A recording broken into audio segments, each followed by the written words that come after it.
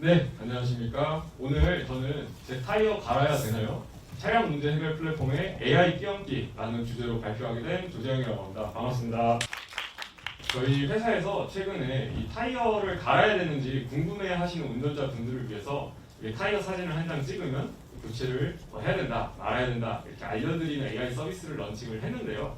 오늘 발표에서는 저희가 이 AI 서비스를 런칭하는 과정에서 겪었던 시행착오와 그 다음에 좀 얻었던 점, 저희가 얻었던 교훈들에 대해서 좀 말씀을 드리고, 그리고 조금 더 특히 이 차량 정비 도메인에서는 저희가 AI를 어떻게 적용할 수 있는지, 그 다음에 저희가 이런 AI 서비스를 상용화하는 과정에서 또 여러 가지 리스크가 있을 수 있는데 어떻게 하면 프로젝트를 점진적으로 진행을 하면서 이런 리스크를 줄일 수 있는지에 대한 주제로 조금 준비를 해봤습니다. 그래서 오늘 우선 저희가 왜 이 타이어 교체라는 부분에 AI를 적용하게 되는지에 대해서 간단하게 배경을 말씀을 드리고요.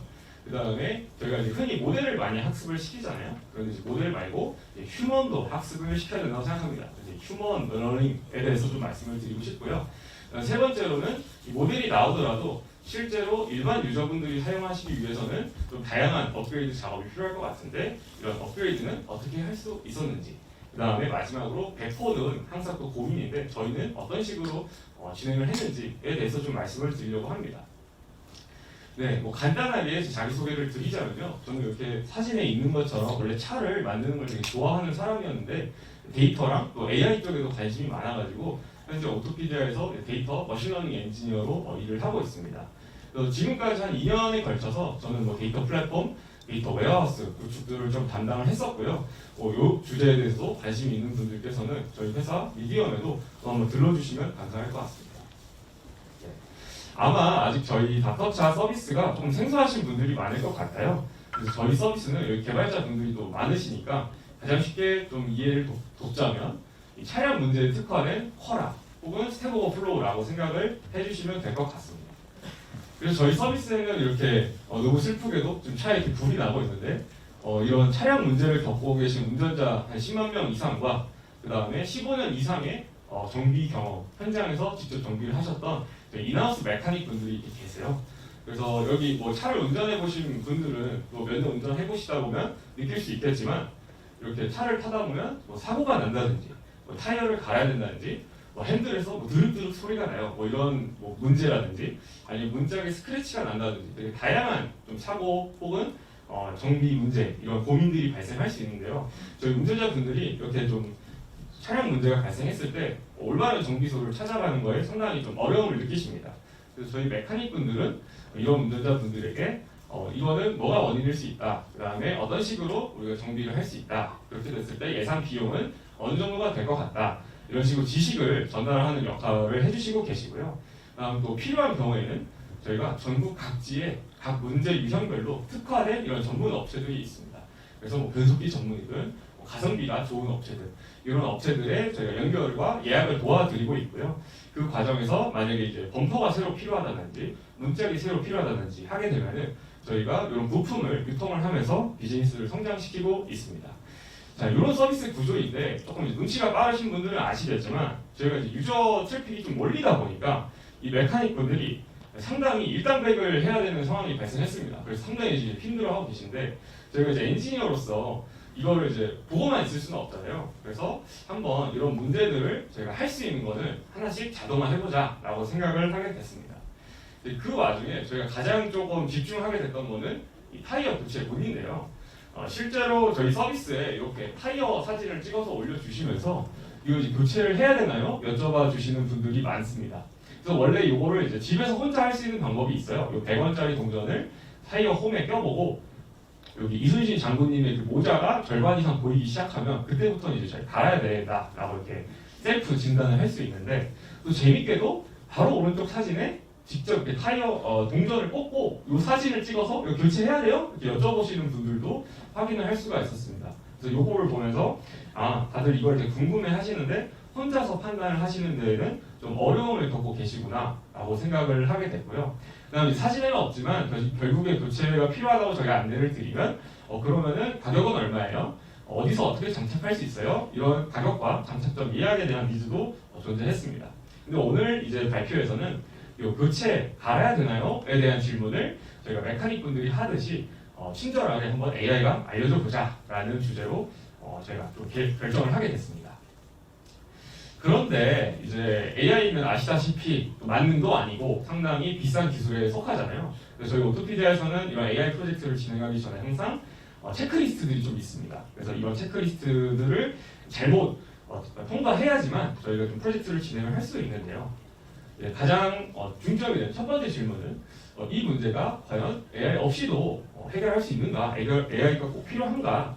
왜냐하면 자칫하면은 오버 엔지니어링이 될 수도 있고 그냥 팬시한 무언가가 될 수도 있기 때문에 생각을 해봤을 때 원래 타이어 깊이를 측정할 수 있는 측정기도 싼 게 있습니다. 그래서 이런 거를 유저분들의 댁으로 이렇게 배송을 해드려야 되나? 이런 생각을 해봤지만 동전도 하는 걸 좀 어려워하시다 보니까 이거는 역시 현실적으로 어렵겠다라고 생각을 하게 됐고요.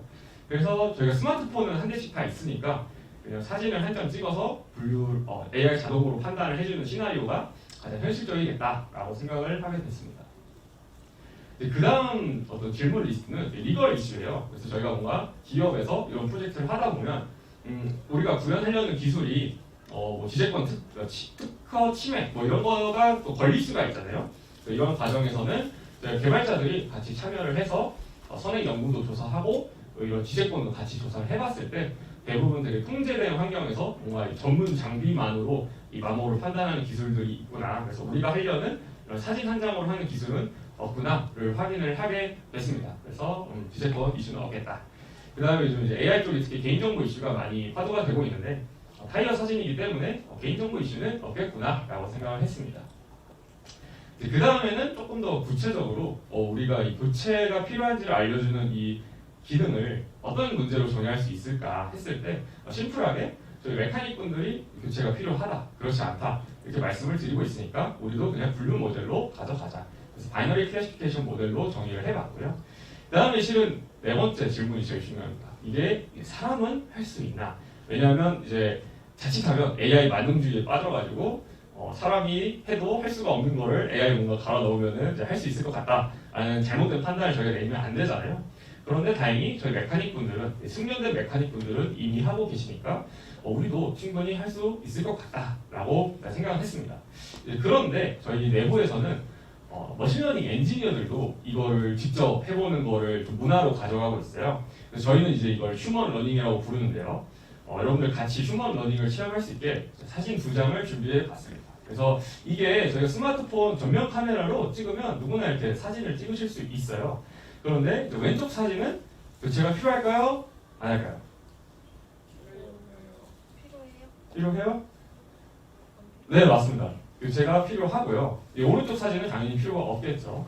보시다 보면은 교체가 필요한 타이어들은 이 고무가 닳아가지고 이 홈이 점점 희미해집니다. 그래서 점점 평평해지는 이런 특성이 있어요. 그래서 저희가 이렇게 사진을 봤을 때 거의 뭐 제가 이렇게 말씀을 드리면 즉각적으로 그래 이거는 좀 상태가 메롱이다 이렇게 좀 아실 수가 있잖아요. 그래서 이거는 뭐 저나 저희 다른 엔지니어들이 같이 학습을 해봤을 때 충분히 할 수 있겠다 이런 시각적인 특징점들이 있으니까 우리 CNN 친구들이 할 수 있겠다라고 생각을 해서 한번 이제 휴먼 러닝 끝나고 모델을 학습을 해보자라고 생각을 하게 됐습니다. 그래서 모델은 저희가 문제 정의했듯이 이렇게 두 가지 사진이 들어왔을 때 교체가 필요한지 그렇지 않은지를 분류하는 바이너리 클래시피케이션 문제로 저희가 학습을 진행했고요. 데이터셋 같은 경우에는 저희 내부적으로 수집된 이미지에 대해서 이 메카닉 분들이 그 바이너리로 어노테이션을 다 진행을 해주셨습니다. 그래서 저희가 뭐 적당한 그런 데이터셋을 구축을 해서 학습을 시켰을 때 이 메카닉 분들의 판단을 거의 90% 이상 일치시키는 분류 정확도를 제가 확인을 할 수 있었습니다. 그래서 이 모델들이 이 숙련된 메카닉 분들의 판단을 어느 정도는 모방을 할 수 있구나를 좀 확인을 했고요.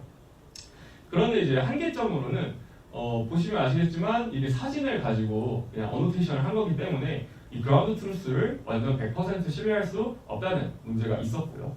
그리고 모델이 조금 불친절합니다. 왜냐하면 사진을 찍으면 교체해야 됩니다, 뭐 안 해야 됩니다, 뭐 이렇게만 알려주고 왜 해야 되는지, 뭐 왜 안 해도 되는지를 설명력이 없다라는 한계가 있었습니다. 그래서 이게 이제 고민이었는데 저희가 이제 타이어 교체 판단법 국룰을 좀 조사하다가 알게 됐어요. 그래서 3mm에서 8mm면은 저희 정상이다라고 안내가 되고요. 출고할 때는 8mm로 나옵니다. 그래서 1mm에서 3mm로 가면은 교체가 권장되고요.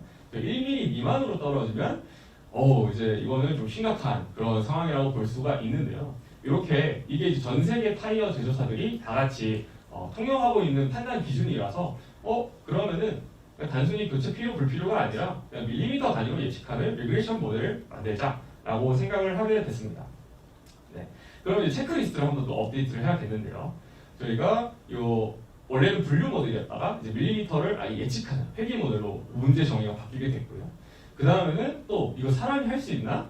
그래서 여쭤봤어요. 메카닉님들 이거 밀리미터로 예측 한번 가능? 했는데 안 해보셨다. 이렇게는 안 해보셨고 저희가 차사를 갔을 때도 전 세계에서 아무도 안 해본 것 같다. 뭐 이런 상황이었는데요. 이럴 때는 저희가 어떻게 사람이 할 수 있는지를 알 수 있을까요? 네, 아주 쉬운 방법이 있는데요. 네, 저를 방에 가두고 예측 정확도가 올라갈 때까지 방문을 안 열어주는 거예요.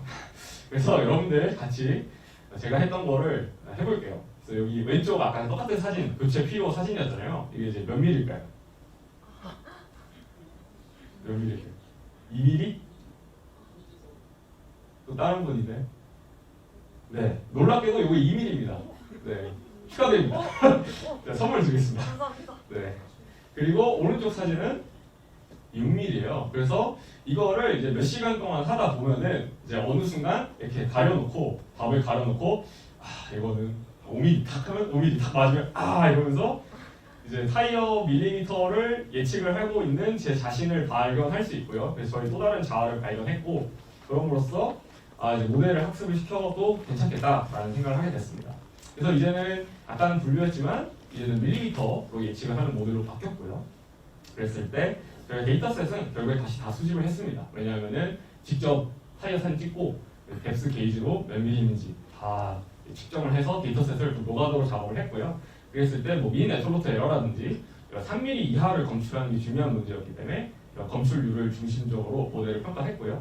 그 결과 3mm 이하의 타이어를 거의 98%에서 99% 이상 검출하는 결과를 얻을 수 있었습니다. 그래서 저희가 생각했던 것보다 오히려 라벨 자체가 완전 이제 밀리미터 단위로 더 많은 정보가 담긴 그라운드 트루스로 저희가 학습을 시키다 보니까 오히려 생각보다 더 잘 되는구나를 확인을 할 수 있었고요.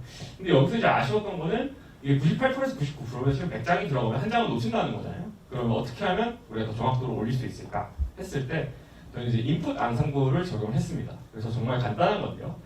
같은 타이어더라도 저희가 이렇게 세 장을 조금씩 서로 다른 각도에서 찍어서 모델을 추론을 시키고요. 그 결과를 이제 앙상블 로직에 태워서 한번 추론을 하자.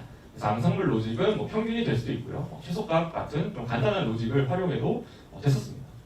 그랬을 때 실제로 검출률의 소폭 향상이 되는 것을 확인을 할 수 있었습니다. 네. 그런데 이제 문제가 뭐였냐면 타이어가 아닌 사진을 무슨 사진을 넣더라도 예측을 하는 문제가 있었어요. 그래서 제 얼굴 사진을 넣었을 때 교체를 해야 됩니다. 제 얼굴은 교체를 해야 됩니다. 이렇게 나올 수도 있는 거고 뭔가 흔들린 사진을 찍었을 때 원래는 교체를 해야 된다고 말씀을 드려야 되지만 교체를 안 해도 됩니다. 이런 잘못된 결과를 전달할 수 있는 문제가 있었고요. 이거를 이제 해결하기 위해서 저희가 흔히 이제 out of distribution problem이라고 부르는데 이 OOD를 검출하기 위해서 간단하게 앞에 분류 모델을 하나 추가를 했습니다. 그래서 이렇게 사이드월 같은 옆면 사진이 들어가면은 이건 다시 찍어달라라고 반환을 하고 정상적인 사진이 들어가면은 정상적으로 추론이 되는 식으로 저희가 좀 아키텍처를 변경을 했고요. 요 이제 데이터셋은 그럼 어떻게 했냐 했을 때 저희가 이미 타이어 요 면에 해당하는 포지티브 샘플은 많이 있죠. 그럼 이제 네거티브 샘플을 어떻게 준비할 거냐에 대해서 이런 옆면 사진도 있고 활용 가능한 여러 가지 데이터셋들 중에서 어찌됐든 타이어가 아니기만 하면은 다 네거티브 샘플을 볼 수 있기 때문에 얘네를 잘 섞어서 그냥 분류 모델을 학습시켰습니다. 네, 그랬더니 꽤나 높은 정확도가 확인이 됐고요. 그래서 여기까지 작업을 하고 저희가 실제로 사무실 근처에 나가서 차를 이렇게 타이어 사진을 찍고 측정도 해봤을 때, 이게 쓸만하다. 이거는 한번 좀 더 가도 될 것 같은데? 라고 생각을 해서 또 다음으로 한번 가보자 라고 판단을 하게 됐습니다. 네, 그러면 저희가 이제 결국에 이 모델을 API로 배포를 해야 될 것 같은데요. 아마 해보신 분들은 아시겠지만 여러 가지 저희가 서빙 프레임워크들이 있을 때 또 고민이 많이 됐었습니다. 그래서 저희의 요구사항은 이런 모델 말고도 B2C 원격 클라이언트가 이제 어쨌든 네트워크를 통해서 요청을 전송해야 되니까 인지 다운로드도 해야 되고 전처리도 해야 되고 로직도 돌려야 되고 그다음에 이 모델의 아웃풋 결과를 가지고 뭔가 비즈니스 로직을 태운다든지 아니면 뭐 API 에러 핸들링을 한다든지 이런 요구사항들이 있었고요. 그런데 이제 요구사항이 아닌 거는 이제 고성능 뭐 추론이었습니다. 저희가 뭐 타이어 사진이 뭐 초당 수십 장씩 올라오는 그런 상황이 아니었고, 그다음 모델이 뭐 하루에 한 번씩 업데이트되거나 이런 잦은 업데이트는 필요가 없었다. 그래서 저희는 최종적으로 이 벤토 ML이라는 프레임워크를 사용을 했고요. 그래서 뭐 써보신 분들도 있고 그렇지 않은 분들도 계시겠지만 뭐 되게 컨테이너를 쉽게 만들어줍니다. 그래서 도커 컨테이너가 엄청 쉽게 만들어지고 그 앞단에 이미지 전처리, 뭐 비즈니스 로직 이런 로직까지 다 같이 추가해서 저희 이거를 이제 하나의 벤토라고 이제 부를 수가 있을 것 같습니다. 이렇게 해서 어느 정도 요구 사항이 충족이 됐는데 그 다음에 들었던 문제는 저희가 오늘 발표에서는 타이어에 대한 AI만 가지고 왔지만 실은 저희 내부적으로나 또 이제 저희 로드맵 상에는 이거 말고도 다양한 AI들이 계속 같이 운영이 돼야 되는 환경에 지금 놓여져 있어요. 그래서 타이어 마모 판단 벤토 말고도 뭐 XYZ 같이 서로 다른 그런 벤토들을 같이 운영을 해야 되는 상황이고요. 근데 이제 모델마다 또 GPU라든지 뭐 CPU 리소스 사용량이 다르겠죠. 그랬을 때 그래서 저희는 이걸 이제 다품종 소량 추론이라고 부르고 있는데 모델 종류가 많은데 조금씩 추론이 되는 그런 구조를 가지고 있습니다. 그랬을 때 어떻게 하면 옵션은 뭐 작은 GPU 여러 개에 나눠서 저희가 배포를 할 수도 있고 큰 GPU 하나에 다 모아서 배포를 할 수도 있을 것 같은데요. 여기서 이제 저희가 선택한 거는 그냥 큰 GPU 하나에 다 담자라고 생각을 했습니다. 그래서 저희는 이제 클라우드로 가지 않고 온프라미스 GPU를 구축을 했어요. 이유는 저희가 이제 돈이 생겨가지고 정부 뭐 과제나 이런 지원 사업을 통해서 조금 지원을 받을 수 있는 계기가 있어서 그러면 온프라미스 장비를 아예 구축을 하자. 그래서 VRAM이 가장 큰 A100을 제외하고 A6000을 구매를 해서 저희는 A6000 안에 모든 벤토를 다 담는 식으로 결정을 했습니다. 그래서 그냥 레이턴시 콜드 스타트나 이런 문제가 발생하면은 저희는 고객 경험에 좀 크리티컬하기 때문에 그냥 VRAM에 모델을 다 올려놓고 넉넉하게 사용을 하자 이런 식으로 결정을 내렸고요. 그다음 또 구체적으로는 나중에 이제 저희가 뭐 이런 정비 도메인에서도 초급의 언어 모델을 쓴다든지 이런 빅 모델을 쓰게 되면은 결국에 VRAM이 큰 게 장땡이기 때문에 아예 좀 VRAM을 큰 걸로 리소스를 결정을 하게 됐습니다. 그 다음에 문제는 저희가 원래 이렇게 저희 내부적으로만 쓰려고 했었는데 이런 뭐 기술 데모를 보시더니 저희 다른 조금 큰 규모 있는 기업들에서 고객사분들이 이거 우리도 좀 같이 쓰고 싶다 이런 좀 요구 사항을 주셨어요. 그러면은 저희가 이제 이 다운타임이 또 생기면 안 되잖아요. 그래서 최소한의 안정성을 갖추기 위해서 이 배포를 이중화를 시켜야 되는데 저희가 이제 온프라미스 노드다 보니까 노드 1, 노드 2가 있는데 뭐 로드 밸런서가 없습니다. 저희가 이제 클라우드가 아니기 때문에 어떻게 하면 얘를 잘 밸런싱을 할 수 있을까 했을 때 요구사항이 아니었던 거는 오토 스케일링이었습니다. 저희가 GPU를 매번 이렇게 살 수는 없고 이미 두 개의 노드로 구성이 되어 있는 상황이었고요. 그랬을 때 저희는 원래 이제 저희 내부의 데이터 그로스 팀 내에서 사용하고 있던 쿠버네티스 클러스터가 있었습니다. 주로 데이터 플랫폼, 에어플로우라든지 이런 것들이 돌아가는 클러스터가 있어서 거기도 이제 온프라미스로 되어 있거든요. 그래서 그러면 여기에 그냥 편입을 시키자. 그래서 이제 온프라미스 쿠버네티스 클러스터에 이제 워커 노드로 이제 편입을 시켜서 여기를 통해서 노드가 이제 밸런싱 되는 식으로 해결을 해서 배포 이중화를 좀 달성을 할 수 있었습니다. 그 다음에 문제가 저희가 실은 온프라미스에는 이 추론하는 API만 있는데 저희가 실제 환경에서 추론할 때는 저희 조금 독특하게 이제 이미지를 업로드하는 엔드포인트는 이제 S3로 뺐습니다. 그래서 람다를 통해서 S3에 먼저 올리고 거기서 나오는 이제 다운로드 가능한 URL을 다시 저희 두 번째 엔드포인트로 호출하는 식으로 조금 분리를 했습니다. 여러 가지 이유가 있었지만 일단 저희 온프라미스 자체에 바로 이런 이미지를 다 때려버리면 밴드윗 문제도 있고 저희는 이제 좀 분리하는 거를 추구를 했었고요. 그랬을 때 이 두 가지 엔드포인트를 사용자 입장에서 이거 할 때는 AWS로 호출하고 이거 할 때는 온프라미스로 호출하고 이런 식으로 URL 혹은 도메인이 분리가 되면 불편하잖아요. 그래서 이런 API의 통합이 필요했고요. 그 다음에 이제 저희만 쓰는 게 아니라 고객사들도 같이 쓰니까 이런 인증, 인가가 필요했습니다. 이때 이제 요구사항이 아닌 거는 빌링 통합이었어요. 그래서 다양한 그런 API 매니지먼트 솔루션 중에 이런 청구하는 기능도 같이 있는 솔루션이 있는데 저희는 고객사가 수백 곳은 아니니까 요거는 그냥 수동으로 하자.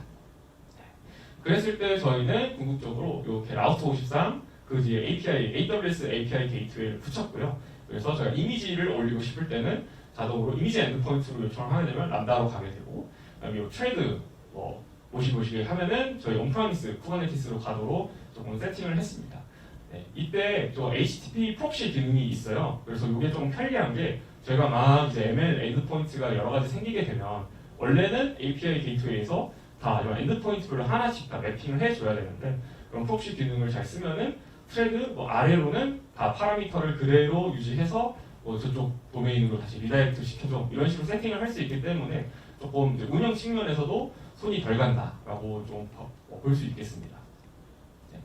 이렇게까지 하고 나서 제가 조금 이제 웹업을 해보자면 처음에는 분류로 시작을 했다가 그 다음에 회기로 갔고 앙상블도 적용해서 정확도도 올리고 그 다음에 OOD도 검출을 하고 이걸 이제 벤토로 담고 여러 개의 벤토를 GPU에 올리고 그걸 이제 클러스터로 다시 묶고 그걸 다시 이제 AWS랑 묶고 뭐 이런 식으로 점진적으로 저희가 프로젝트를 좀 진행을 해서 최종적으로 이제 아키텍처를 구성을 할 수 있었고요. 그러면은 이제 제일 중요한 게 이게 그래서 유저들이 쓸만하냐가 제일 중요하겠죠. 그래서 제가 간단한 서비스 데모를 좀 준비를 했어요. 그래서 보시면은 저희 treasure.닥터차.com에 들어오시면 지금도 이제 활용이 가능하신데요. 네, 이렇게 저희 사이트에 사진을 제 방에 있는 페트병을 찍어서 이렇게 올리게 되면은 분석하기. 네, 그러면 이제 타이어 확인이 어렵다. 그래서 좀 다시 찍어달라. 이렇게 OOD가 검출이 되는 모습을 볼 수 있고요. 그리고 저희가 만약에 교체가 필요 없는 사진을 올리게 되면은 제 갤러리는 타이어 사진이 그래서 많습니다. 네, 이렇게 6.3mm 남았으니까 교체할 필요가 없다. 확인을 할 수 있고요. 네, 마지막으로 저희가 또 여러 개 사진을 같이 올릴 수가 있습니다. 그러면 이게 앙상블이 돼서 네, 이런 식으로 2.5mm 남았다. 그래서 교체가 필요하다를 확인을 할 수가 있었습니다. 그래서 실은 여기까지 만들고 나서 갑자기 저희 법인 차량을 한 번도 안 해봤더라고요. 그래서 법인 차량에 가서 해봤습니다. 그랬더니 1.3mm가 남았다고. 그래서 저희가 6년 동안 타이어를 한 번도 안 달았더라고요. 그래서 이 서비스 덕분에 제가 오늘 발표를 할 수 있게 됐습니다.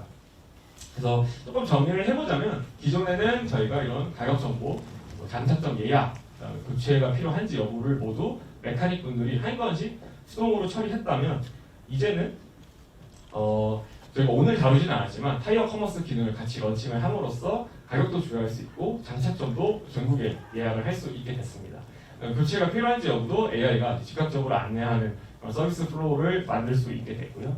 이 과정에서 밀리미터 단위로 타이어 마모를 판단할 수 있는 AI를 뭐 어떻게 보면 저희 자체적으로는 전 세계 최초로 개발했다. 그리고 덕분에 이제 특허도 등록이 완료됐고요. 그래서 이렇게 자동화된 매출을 발생할 수 있는 구조를 마련을 했고요. 그리고 조금 더 기술적으로는 저희 내부 혹은 외부 사용자들이 쓸 수 있는 다품종 소량 추론에 좀 특화된 ML API 서브 인프라까지 구축이 좀 됐다라고 말씀을 드릴 수 있을 것 같습니다. 네, 이제 마지막으로 키 테이크어웨이 포인트들인데요. 첫 번째는 아까 얘기했듯이 우리가 풀고자 하는 문제가 정말로 AI로 풀어야 되는 문제인가? 한 번씩 다시 한번 점검을 해보시면 좋을 것 같고요. 만약에 해보기로 했다면은 저희가 막 했듯이 누군가를 이렇게 방에 가둬놓으세요. 엔지니어를 방에 가두고 밥을 주지 마세요. 그러면서 휴먼 러닝을 같이 한번 해보자. 네, 그래서 이게 어느 정도 난이도인지를 엔지니어분들이 직접 체험을 해보시는 게 중요할 것 같고요. 세 번째는 점진적으로 뭔가 개선을 해 나가자. 만약에 저희가 프로젝트 처음 할 때부터 저희는 이거 회기 모델로 바로 가겠습니다 했으면은 그냥 데이터셋 구축 비용이 분류 모델보다 훨씬 더 많이 들었겠죠. 그러면 리스크도 커지고 회사에서도 쉽게 결정을 하기 어려웠을 텐데 분류 모델로 아주 저렴하고 빠르고 린하게 진행을 해봄으로써 다음으로 넘어가도 되겠다라고 좀 판단할 수 있었습니다. 네, 그 외에 다른 어떤 부가적인 기능들도 이런 샘플들 대응이 돼야 되네, 이런 샘플 대응이 안 되네, 이거를 좀 보시면서 점진적으로 개선해 나가면 좋을 것 같고요. 서비스에 이렇게 붙일 때는 유저들이 어떤 사진을 올려줄지 모르니까 이 모델의 판단을 신뢰할 수 있는 샘플들을 받도록 OOD를 좀 마련하자. 그 다음에 마지막으로는 저희가 이제 운영될 모델의 어떤 종류랑 트래픽을 고려해서 배포 환경을 구축하자. 네, 이 정도로 정리할 수 있을 것 같습니다. 오늘 발표 너무 들어주셔서 감사하고요. 오늘은 제가 타이어 판단에 대해서만 얘기를 했지만 저희 내부적으로 되게 다양한 외관이라든지 텍스트라든지 되게 다양한 도메인에서 머신러닝 프로젝트를 같이 진행을 하고 있어요. 그래서 혹시 관심 있는 분들은 저희 채용 페이지 QR코드나 링크에서 한 번씩 확인해 주시면 감사하겠습니다. 네, 감사합니다.